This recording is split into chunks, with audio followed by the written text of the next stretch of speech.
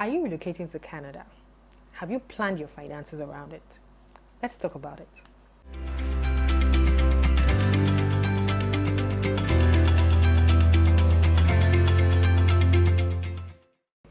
Hi there, my name is Ola, and on this channel I basically explain economics and finance in simple English. So if you are looking to build your skill in managing your personal finances and investing within the economy, then this is the right channel for you. You might want to join the community by subscribing and hitting the notification button. So today we'll be talking to our friends and family that are relocating to Canada. So what we find is that people just up and go, and it's very exciting. It's a blank check. You can make anything. You can write a script. You can rewrite your whole story, your whole life, in that single move. And it's such a big move to make. But what I find is that most people just take the jump and hope, right? And it's a major decision to make, right? So it's as much as, yes, there's that part of hope because you can't really predict how every day will go when you make that move.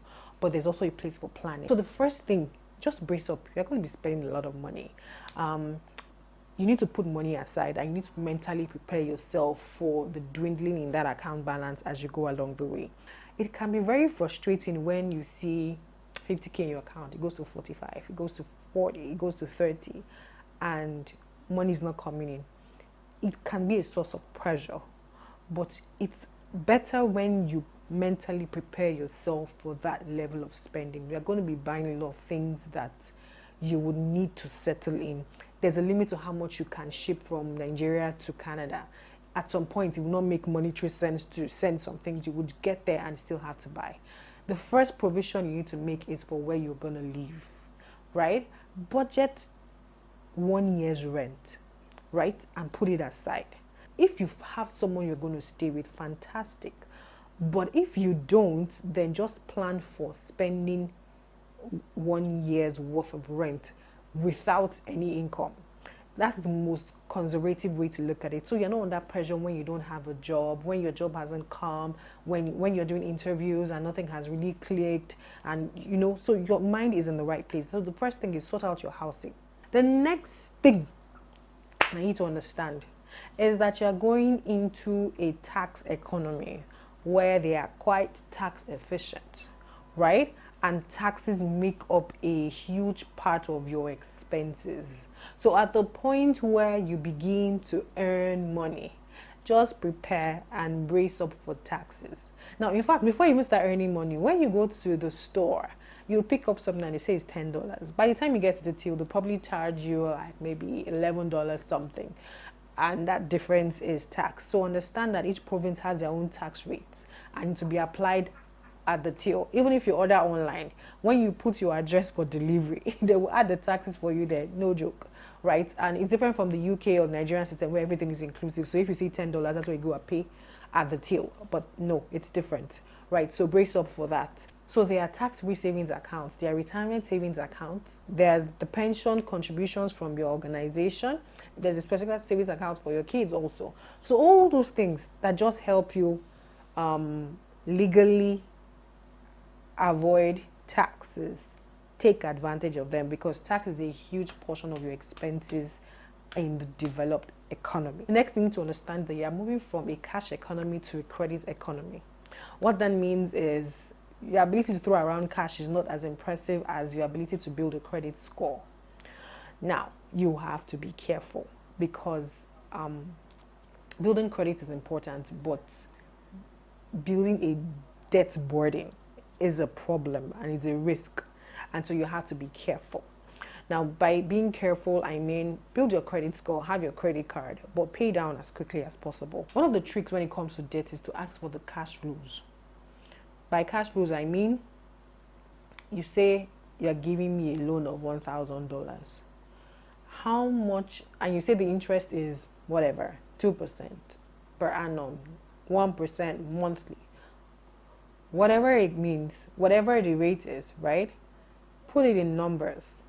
The question is, by the time you are paying back, how much are you going to be paying back? That is the most important thing. By the time you look at it and you realize you borrow 1,000 and then you're paying back 1,500, it'll put things in perspective, and you ask yourself that, is this thing that important, right? And that's how to look at it. But you have to be conscious that when you move from a cash to a credit economy, you have to be careful about not getting into that debt burden cycle. So you have to understand what you're being charged, and as much as possible, avoid credit card interest rates because they're actually quite high. So what most people generally tend to do is use the credit card, but pay down before the number of days that you get the credit for free, right? So pay down so that you actually build a credit score, because it will be useful when you need to buy your car or when you need to buy your house. So you need to build a credit score, and your credit needs to be as good as possible. The next thing is to start investing. Now, when you move into a new economy, you have to actually study, understand what are the drivers, what are the good names to invest in, and blah, blah, blah, blah, blah. But you have to start, right? The way to get into a flow and get the hang of any economy is education and baby steps. The rules don't change, right? So engage with your financial advisor, engage with your bankers, start with mutual funds, start with exchange traded funds, read reviews, read research papers, listen, follow the right people, right? But you have to take your finances seriously. Another thing also you could consider is the best way to build wealth is to solve a problem or to invest in someone that is planning to solve a problem. I did a piece on investing in your friends' businesses. You might want to consider it. Because that's one of the ways that people really do make money in developed economies, solving a tangible, real problem. So basically, there are like 4 things I mentioned here.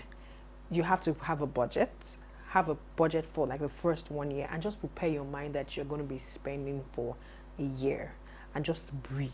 The next thing, consider taxes. Take every available opportunity to reduce your tax burden. Just if it's legit, read the terms, know the restrictions, and jump at it. It is very, very important. Remember that you're moving from a cash to a credit economy, so the responsibility lies on you to make sure that your assets are growing faster than your liabilities. What that means is that your investments are growing faster than your debt. Finally, remember that you are working to build wealth for financial independence. So keep that in mind when you are working, that I am here to work, to make money, to be financially independent. So all the decisions that need to be made to actually convert the cash, the salary, to wealth, you need to learn and you need to do. Trust this was useful. If you have any questions, comments, feel free to drop in the comment section. And also tell me which of these tips you found useful. And if you have any questions, I will be sure to answer.